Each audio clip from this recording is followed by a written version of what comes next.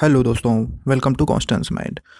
बहुत बहुत स्वागत है इस वीडियो में। एक वीडियो और इग्नू पीएचडी इस बार के सेशन 2021-22 के लिए बन चुकी है। उसमें कुछ क्वेश्चंस के जवाब आपको नहीं मिल पाए थे और उस वीडियो में जो भी क्वेश्चंस आपके थे उन्हीं क्वेश्चंस के जवाब इस वीडियो में कवर होंगे। एडमिशन्स फ़ीस क्या होंगी, एप्लीकेशन फ़ीस क्या है और क्या लास्ट डेट है, ये सब आप जानते हैं। और इग्नू पीएचडी वैलिड होती है कि नहीं, फेलोशिप अवेलेबल है कि नहीं, exam pattern, syllabus, PhD seats कितनी हैं, कहाँ से आप देख पाएंगे, किन किन सब्जेक्ट की एलिजिबिलिटी क्या है और कौन कौन से सब्जेक्ट्स अवेलेबल हैं जिसमें आप फॉर्म फिल कर सकते हैं। तो सारी चीज़ों के लिए आप वीडियो को इन तक देखिएगा बिना स्किप किए। चैनल पे नए हैं तो सब्सक्राइब कर लीजिए प्लीज़, और आप हमारे टेलीग्राम चैनल से भी जुड़ जाइए, वहाँ पर आपको ज़रूरी अपडेट्स सबसे पहले मिल जाती हैं। जैसा कि प्रीवियस वीडियो में कवर हुआ था कि फ़ीस 1000 रुपये और 800 रुपये है। ओबीसी ईडब्ल्यूएस जनरल की 1000 तथा और सभी की 800 रुपये है। और लास्ट डेट जो है सक्सेसफुल ट्रांजेक्शन का वो 23 दिसंबर रखा गया है और 24 से 26 दिसंबर आपका करेक्शन चलेगा। और यहाँ पे जो एग्ज़ाम होगा वो सभी को देना अनिवार्य है, चाहे जो हो, नेट जेआरएफ ये सब यहाँ पे मायने नहीं है।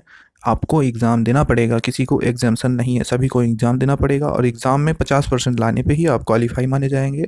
उसके बाद आपका इंटरव्यू होगा। ठीक है, एग्ज़ाम की जो प्रोसेस है उसमें जो है निगेटिव मार्किंग नहीं है। 180 मिनट का टोटल यहाँ पे शेड्यूल है, मतलब 3 घंटे का पेपर होगा आपका। यहाँ पे 50% रिसर्च मेथोडोलॉजी और टोटल मार्क्स यहाँ पे 400 रहेंगे। सभी पर क्वेश्चन के 4 मार्क्स रहेंगे, निगेटिव मार्किंग नहीं है। और सीबीटी बेस्ड यहाँ पे आपका एग्ज़ाम होगा। अब सिलेबस जो है वो आपको इसी सेक्शन में मिल जाएंगे।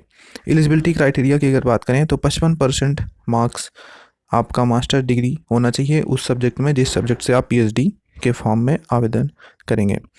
और यहाँ पर एससी एसटी और ओबीसी वाले 50% से क्वालिफाई हों मास्टर अपना, और बाकी जो जनरल वाले हों उनके लिए 55% का यहाँ पर एलिजिबिलिटी क्राइटेरिया रखा गया है रिलेवेंट डिसिप्लिन में।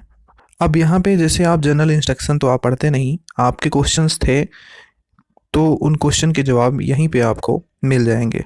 तो यहाँ पर आप देखेंगे जनरल इंस्ट्रक्शन में, तो यहाँ पर एक चीज़ ये 8.4 लिखी है, entrance test is compulsory for all candidate applying for admission in IGNOU PhD program. ठीक है, ये चीज़ें हो गई।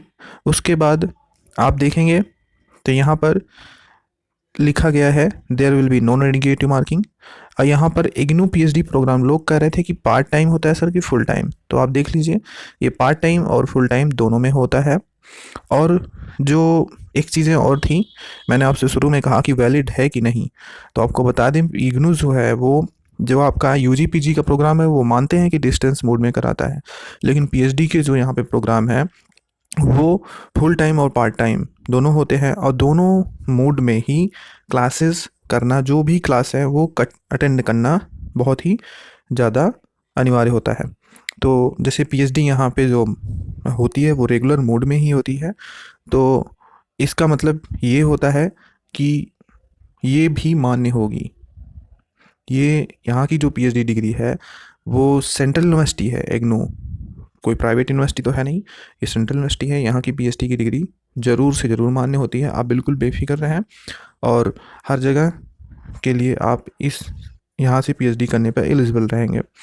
तो यहाँ की जो पीएचडी होती है उसमें जो फुल टाइम पीएचडी होता है, अगर आप फुल टाइम करते हैं तो उसमें जो है आपको पूरी क्लासेस वगैरह कोर्स वर्क करने अनिवार्य होंगे।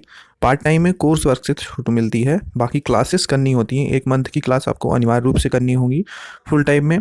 ये हो सकता है कि आपका सेंटर हो सकता है कि दिल्ली जाकर ही आपको आपके कोर्स वर्क करने पड़े 1 महीने, या फिर आपको जो नियर बाई सेंटर्स होंगे उन पे अलॉट कर दिया जाता है, उसकी नोटिस बाद में मिल जाती है, इसमें कोई दिक्कत नहीं होती है। ठीक है, और फीस अगर मैं थोड़ा सा आपको फ़ीस दिखा देता हूँ। Indira Gandhi national open university, इसकी फ़ीस अगर आप देखें तो पिछले साल की फ़ीस क्या थी, तो ये 2019 सेशन की फ़ीस हम आपको दिखा रहे हैं। एमफिल की फ़ीस 12,600 रुपये थी री रजिस्ट्रेशन फ़ीस, और 8,400 री रजिस्ट्रेशन फ़ीस थी।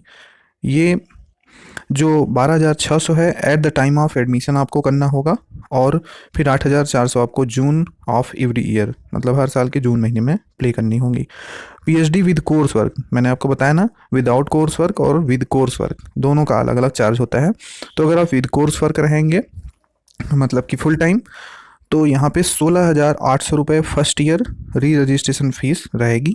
Eight the time of admission आपको 16,800 रुपये देना होगा 1 साल के लिए, और फिर अगले साल आपको जून महीने में 8,400 रुपये देने होंगे। तो ऐसे ही ईच एवरी ईयर आपको चलेगा, ठीक है। तो जो पीएचडी विदाउट कोर्स वर्क है उसका भी यहाँ पे है 8,400 पर मंथ, ठीक, ओ पर ईयर सॉरी। तो ये आपका चलेगा, यही आपका प्रोसेस है। थोड़ा आपको जो पहले टाइम जब एडमिशन का टाइम होता है उसमें थोड़ा सा ज़्यादा लगता है, उसके बाद आपका फ़ीस हाफ हो जाता है, ठीक है। तो लगभग लगभग हाफ ही हो जाता है, कोई दिक्कत नहीं है। तो हमने जो आपको बताया, कुछ लोग हमसे पूछे थे, हमने उनको 15,000 के करीब बताया था, तो वो गलत नहीं है। तो 15,000 के करीब आपका, मान लीजिए 16,000 आपका लग रहा है एडमिशन के टाइम, उसके बाद आपका डाउन हो जाता है 8,000 9,000 के करीब लगता रहेगा। आपको जून महीने में फ़ीस की पेमेंट यहाँ पे करनी होती है। तो ये फ़ीस है, मैंने फ़ीस बता दी। और वैलिड की तो बात ही नहीं है, यहाँ की पीएचडी हर जगह वैलिड है भाई। सेंट्रल यूनिवर्सिटी है, इग्नू जानी मानी यूनिवर्सिटी है, कोई ऐसे फालतू तो यूनिवर्सिटी है नहीं। मानते हैं यूजी पीजी का डिस्टेंस मोड में होता है, बाकी ये पीएचडी का वैलिड है हर जगह, बिल्कुल। अब हम बात करते हैं फेलोशिप की। ये आप साइट देख रहे हैं जिस साइट से हमने ओपन किया है, इस साइट पे आप जाएंगे तो आपको ये चीज़ें देखने को मिलेंगी। फेलोशिप स्कॉलरशिप अवार्ड, तो ये 24 सितंबर 2021 का अपडेटेड भी है। तो इग्नू में, इग्नू की जो रिसर्च फेलोशिप है वो इग्नू आरएफ के नाम से है। 2020 में बैच में मिली थी। इसका फॉर्मेट वगैरह जो आता है, मतलब कि फॉर्म आपको किस तरह से फिल करना होता है, तो उसका फॉर्म मैं आपको दिखा देता हूँ कि ऐसे आपको फॉर्म रहेगा, ये आपको फिल करना पड़ेगा जब फॉर्म अवेलेबल होगा। अंडरटेकिंग ये है, इसको आपको भर के सबमिट करना पड़ता है, ठीक है। तो ये डिटेल थी। और ये IGNOU RF award for July 2020 batch, ठीक है। तो हर बैच के लिए ये होता है, एप्लीकेशन गाइडलाइन है। ये अभी डाउनलोड हो नहीं रहा, नहीं तो मैं इसको आपको दिखा देता।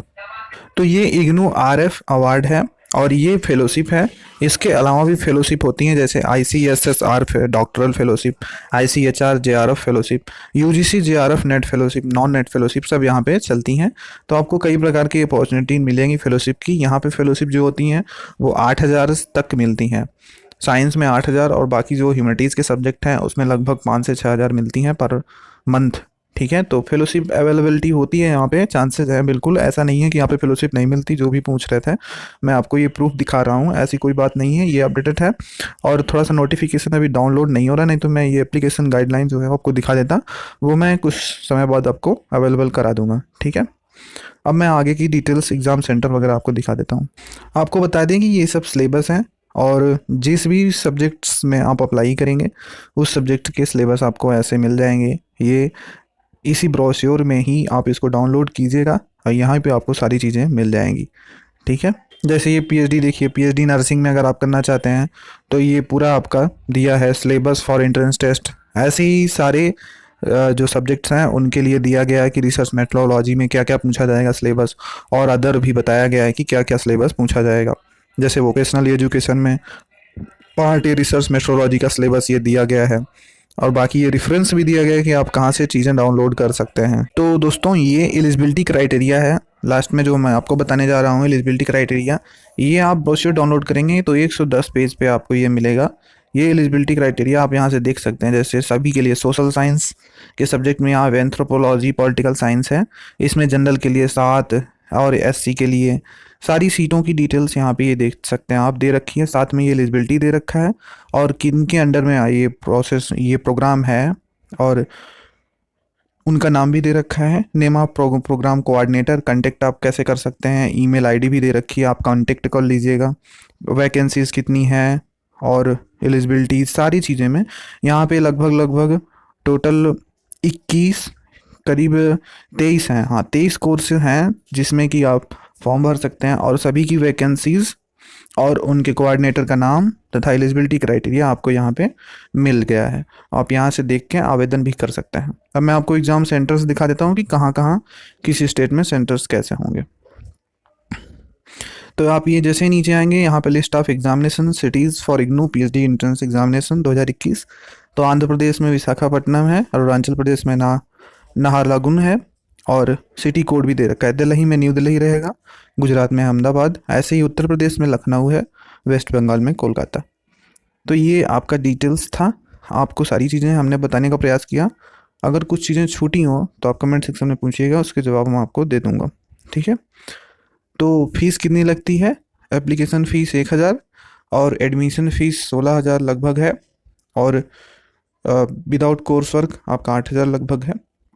और जो 16,000 विद कोर्स वर्क है उसमें जब आप नेक्स्ट ईयर में जाएंगे तो वो 8,000 के करीब हो जाती है। एडमिशन के टाइम फीस ज़्यादा लेते हैं। ठीक है? और वैलिड की बात करें तो प्योरली वैलिड है, आप बेफिक्र होकर फॉर्म भरिए, हर जगह वैलिड है। 1 महीने लगभग आपको क्लासेस लेनी होगी पर साल में, और कोर्स वर्क भी आपको कंप्लीट करना होगा। फुल टाइम पार्ट टाइम दोनों में पीएचडी होती है। सेंटर्स आपके जो होंगे कोर्स वर्क के, हो सकता है दिल्ली ही हो, आपको वहाँ पे दिल्ली जाना होगा, तो उसकी फैसिलिटीज़ वगैरह आपको खुद अरेंज करनी होगी। रहने की व्यवस्था ये आपका इग्नू नहीं कराता है, और इग्नू में कोई हॉस्टल वगैरह की सुविधा नहीं उपलब्ध होती दिल्ली में। ठीक है? तो ये सब चीज़ें मैंने आपको बता दी जो हमारी निगाह में थी, जो जो हमें समझ में आई। बाकी आप पूछेंगे तो आपको बताया जाएगा। धन्यवाद। कैसी लगी वीडियो आप ज़रूर बताइएगा।